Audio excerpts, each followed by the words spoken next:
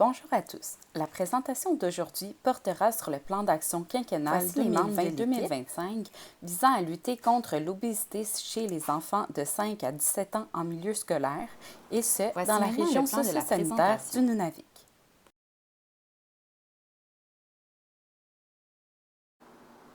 Abordons maintenant le profil socio-épidémiologique de la région du Nunavik. D'abord, cette région située au nord du Québec compte 13 000 habitants et 14 villages. Cette région est géographiquement éloignée et n'est accessible que par avion ou par bateau à l'été et seulement par avion le restant de l'année. Ça fait en sorte que le coût de la vie est élevé. En ce qui concerne les habitants de cette région, 90 % d'entre eux sont d'origine inuite et la population qui y réside est assez jeune. Le Nunavik fait face à divers problèmes. En effet, le taux de décrochage scolaire y est élevé et le taux de diplomation y est faible. Ça s'explique par différents facteurs. D'abord, il y a un programme pédagogique particulier où la maîtrise de la langue d'enseignement pose un défi considérable pour les élèves.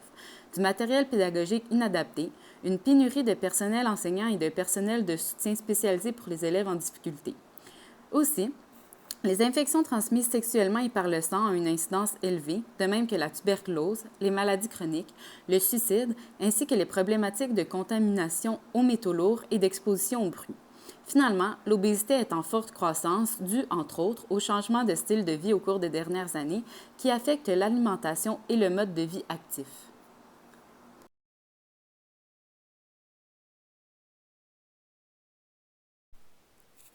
Maintenant, je vais parler des problématiques majeures que nous avons ressorties pour la région du Nunavik. Dans le secteur de la prévention-promotion de la santé, l'obésité, le suicide et le tabagisme ont été proposés par les membres de l'équipe. L'obésité, qui touche 50 % de la population, est le problème qui a été retenu. Le diabète de type 2, qui est relié à l'obésité et au surplus de poids, se voit aussi à un taux élevé dans la région. Dans le secteur des maladies infectieuses, la tuberculose et les ITSS ont été proposés. La tuberculose est le problème qui a été retenu. En ce qui concerne la santé environnementale, la contamination aux métaux lourds et la problématique de mercure dans l'eau ont été proposées. Le premier problème a été retenu. Finalement, concernant la santé au travail, l'exposition au bruit, les maladies professionnelles, comme le cancer du poumon, l'exposition aux contaminants et le traumatisme ont été proposés et c'est l'exposition au bruit qui a été retenue. Voici maintenant comment on a procédé pour choisir un seul problème prioritaire parmi les 4 problèmes retenus. D'abord, on a procédé à l'approche technocratique, soit la méthode par indicateur. Cette méthode a été ardue parce que les données au Nunavik ne sont pas récentes et sont parfois peu nombreuses et détaillées. En effet, peu d'indicateurs répondaient aux critères d'appréciation des indicateurs de santé de Pinot. Ainsi, on a finalement priorisé l'utilisation de la prévalence et de l'incidence de différents problèmes sur la population afin de déterminer le problème prioritaire. Ces indicateurs ont une bonne notoriété et étaient disponibles pour la plupart des problèmes majeurs. En ce qui concerne l'obésité, c'est 50 % de la population qui est touchée et on observe une prévalence élevée de maladies chroniques et de détresse psychologique reliées à cette problématique. Pour ce qui est de la tuberculose, l'incidence est de 16 sur 100 000 personnes années et 50 % des communautés sont touchées. Concernant la contamination aux métaux lourds, la prévalence des cas a triplé au Nunavik. Ça peut s'expliquer par le réchauffement climatique qui entraîne un niveau de contaminants plus élevé dans la chaîne d'alimentation, particulièrement dans cette région. Finalement, pour l'exposition au bruit, c'est 2000 travailleurs des sites miniers qui y sont exposés.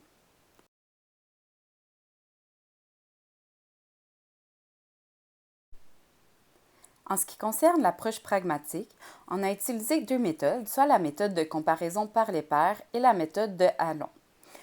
Ainsi, pour la méthode de comparaison par pairs, nous avons comparé les problèmes entre eux.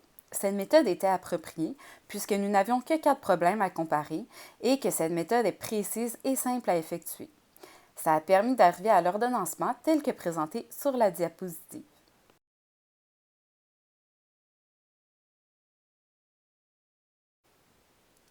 Donc, on a également utilisé la méthode de Halon pour nous assurer d'effectuer la bonne priorisation.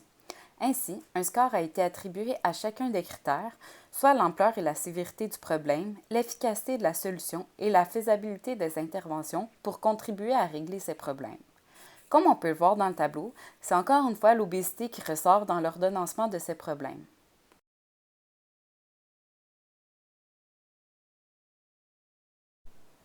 Je vais maintenant parler de la manière dont l'obésité se présente au Nunavik. D'abord, en ce qui concerne l'ampleur de ce problème, on voit qu'au Québec, en général, la prévalence de l'obésité a doublé depuis 25 ans, passant de 1 homme sur 14 en 1987 à 1 homme sur 5 en 2013-2014 et de 1 femme sur 12 en 1987 à 1 femme sur 6 en 2013-2014. Pour le Nunavik, c'est important de mentionner que les données les plus récentes datent de 2004. Ainsi, on comptait 30 de personnes faisant de l'embonpoint et 28 de personnes souffrant d'obésité. L'obésité abdominale est en hausse. En effet, elle touche 71 des femmes du Nunavik, dont 15 souffrent aussi d'hyperinsulinémie. Finalement, la prévalence de l'obésité a augmenté au Nunavik de 80 de 1992 à 2004. En ce qui a trait à la sévérité de l'obésité au nord du Québec, les maladies chroniques constituent la première cause d'hospitalisation et de mortalité, et on sait que de nombreuses maladies chroniques sont reliées à l'obésité. Les cancers, les maladies cardiovasculaires, les maladies pulmonaires obstructives chroniques et le diabète de type 2 sont responsables de 70 des décès, et toutes ces causes sont en fait des conséquences pouvant être reliées à l'obésité. Cette problématique entraîne également un fardeau économique de par les coûts associés à l'absentéisme, à l'invalidité et à d'autres pertes de productivité qu'elle engendre.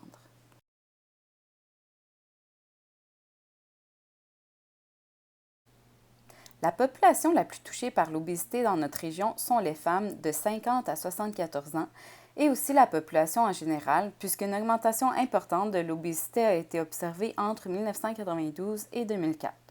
Toutefois, comme je l'ai mentionné plus tôt, les données les plus récentes datent de 2004. C'est pourquoi on a plutôt choisi les enfants et adolescents de 5 à 17 ans comme population cible afin d'agir davantage en prévention primaire. En effet, on a déterminé qu'il était plus facile d'agir sur cette population. Premièrement, les individus de cette population sont majoritairement à l'école, ce qui fait en sorte qu'ils sont plus facilement accessibles et rejoignables par diverses interventions. De plus, les habitudes de vie sont plus faciles à changer à un jeune âge et ont un plus gros impact à long terme puisque ça peut permettre de prévenir l'obésité, mais aussi les complications reliées à celle-ci qui peuvent déjà être présentes chez la population plus âgée.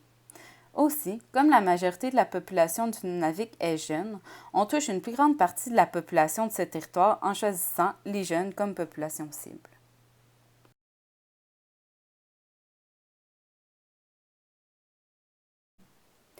Voici maintenant un schéma permettant d'aborder certains déterminants de l'obésité dans diverses sphères. D'abord, parmi les déterminants individuels, on compte notamment la sédentarité et l'alcoolisme, très présents dans cette population. Au niveau du milieu de vie, les déterminants comme l'insécurité alimentaire, le faible revenu, le faible accès à l'éducation en santé et le manque d'emplois stables, notamment, contribuent à l'obésité. Les déterminants en lien avec le système, comme le manque d'accès aux soins, le manque de confiance envers le système de soins et le personnel de soins dû au traumatisme du passé et à la barrière de langue, le roulement rapide de personnel et finalement le manque de données probantes concernant de nombreuses problématiques de santé, dû au fait du manque d'études faites dans la région, ont également un rôle à jouer. Finalement, pour ce qui est du contexte global au Nunavik, on compte peu de moyens de transport actifs, l'alimentation saine est peu accessible due à la mauvaise offre alimentaire, au coût élevé de la vie, etc. Et l'environnement est peu favorable à la pratique de l'activité, pour nommer que ces déterminants.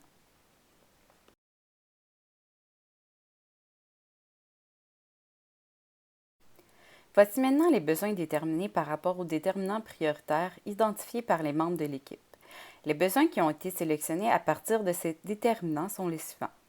Donc, pour commencer, pour le déterminant de l'activité physique, suite à l'observation du manque de services offerts et accessibles aux jeunes, ainsi que le manque d'informations aux bénéfices qui y sont rattachés, ce déterminant-là a été choisi. Il y a également l'insécurité alimentaire due au manque d'aliments de qualité à prix abordable, à la pauvreté qui règne dans la région et la diminution des pratiques traditionnelles de chasse. Il y a l'éducation en santé qui est reliée au manque de services éducatifs liés à la santé et l'absence d'enseignants formés dans ce volet. Il y a l'accès aux soins de santé par la faible continuité des services, le taux élevé de roulement du personnel, et souvent le personnel ne vient pas de la région et donc il y a une barrière linguistique qui se crée et par conséquent, l'accès aux services devient plus difficile. Finalement, il y a l'aménagement du territoire qu'on observe là, par un manque d'infrastructures favorisant un mode de vie actif.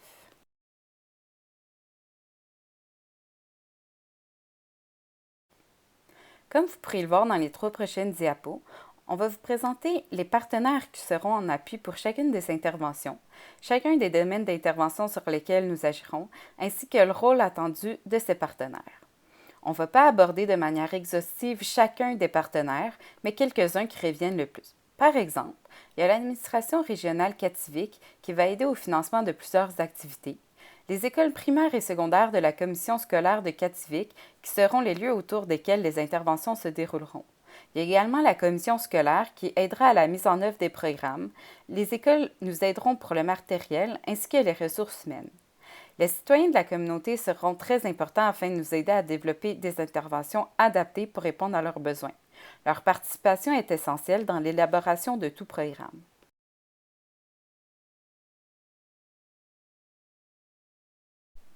Donc voici la suite des partenaires impliqués.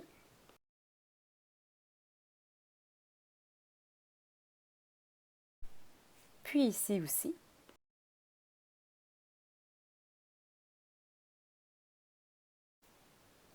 Pour ce qui est du but de notre programme, nous voulons contribuer d'ici 2025 à l'amélioration de l'état de santé de la population du Nunavik en réduisant la prévalence des cas d'obésité de 20 chez les enfants de 5 à 17 ans.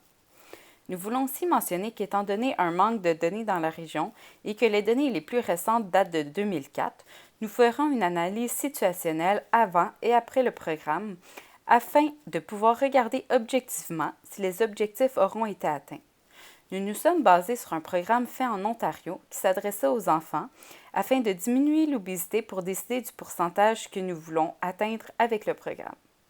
L'objectif général de notre programme est la mise en place de mesures synergiques facilement accessibles à la population qui réduisent la prévalence de l'obésité et les problèmes reliés au poids et leurs conséquences sur les individus et la communauté du Nunavik.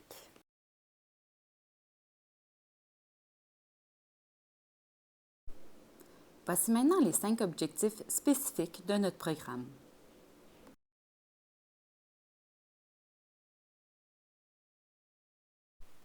Dans les 5 prochaines diapos, nous faisons un résumé de chacune des interventions de notre programme en donnant une brève description de chacune d'elles.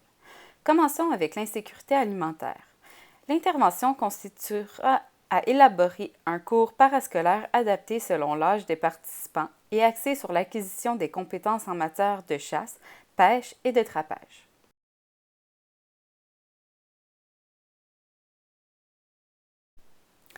Le second domaine d'intervention est l'activité physique. Cette intervention consiste à la création d'un programme parascolaire axé sur l'activité physique. On souhaite offrir une variété d'activités physiques adaptées à notre clientèle cible en prenant en compte la culture inuite.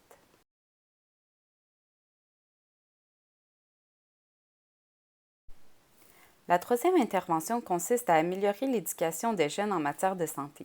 Cette intervention comprend 2 volets. Premièrement, créer ou transformer un poste enseignant dans chaque école du Nunavik, pouvant être comblé par une personne, inuit ou non, ayant une formation en santé, par exemple en éducation physique, en soins infirmiers, en kinésiologie, etc. Deuxièmement, former le personnel enseignant sur l'éducation de la santé adaptée à la culture et à la réalité inuite.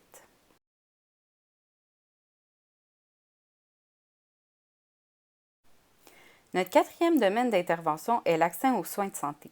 Cette intervention consiste en 3 actions assurées par une équipe multidisciplinaire et ciblant les jeunes. Premièrement, en travaillant en prévention primaire par la sensibilisation des facteurs de risque modifiables. Ensuite, par la prévention secondaire en dépistant de manière précoce les cas d'obésité et de surpoids dans les écoles. Et finalement, en prévention tertiaire en prenant en charge médicalement les cas les plus problématiques.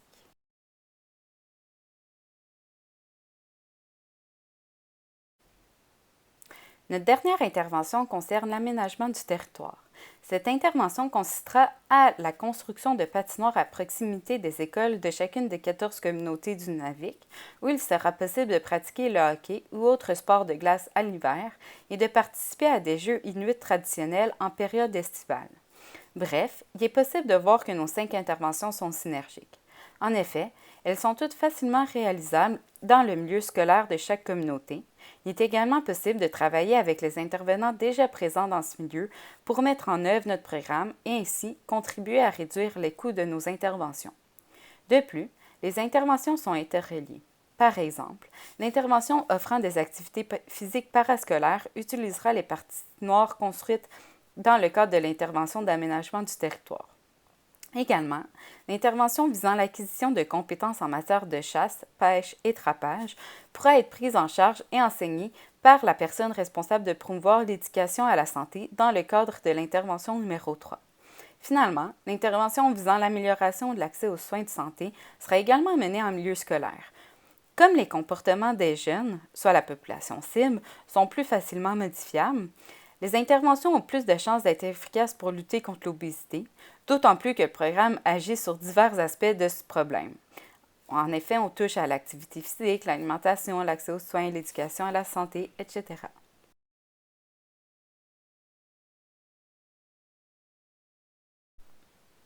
Donc voici maintenant le modèle logique que nous avons construit représentant notre programme. Au niveau des ressources, nous avons le capital humain, le réseau gouvernemental et le système d'éducation ainsi que le système de santé, et pour terminer, des partenaires techniques et financiers. Ensuite, nous avons les interventions que j'ai mentionnées précédemment. On voit par la suite les résultats de production attendus, qui sont la promotion et la disponibilité d'aliments locaux, l'accès amélioré à diverses activités physiques et la disponibilité des installations, l'accès aux services éducatifs liés à la santé, l'accès aux services de santé de base et le comblement du manque de personnel. Ensuite, viennent les effets du programme et sa finalité.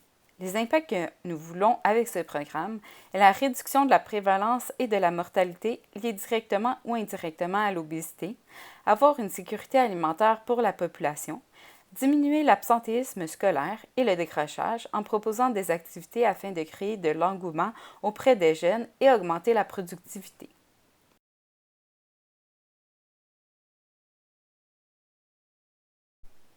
Merci pour votre écoute. Est-ce que vous avez des questions?